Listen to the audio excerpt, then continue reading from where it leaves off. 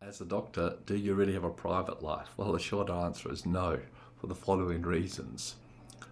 The media certainly is interested in what you're doing, including the social media. You have a speeding fine, could be in the local newspaper, you live in a small community.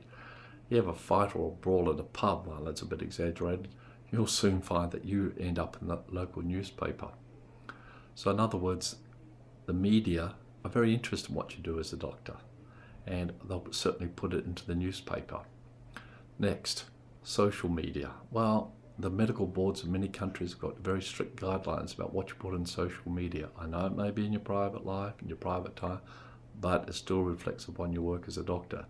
And you can't just put up what you want to put up, or act as the way you want to act, or dress, or say whatever you like. It's going to reflect upon your work, and you're going to be held to account. And lastly, the medical board takes a great deal of interest in your private life. So unfortunately, you lose a lot of privacy, including in some cases your own private medical history.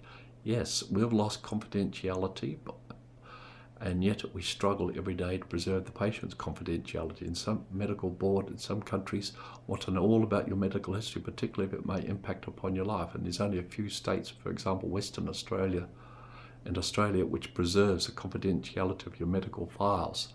So yes, the medical board does often want to know about your medical history. Last thing, it's strange that even the medical board provides very significant guidelines about who and who you can't go out with. Well, we all know you can't go out with patients, that's clear and obvious and good practice. But even in small towns, they're starting now to say you can't go out with relatives of your patients.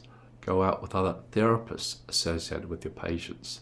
It never seems to end. I just wonder what a single girl or guy does in a small town if they're looking for someone to have some friendship or even get married to. It really cuts down the numbers.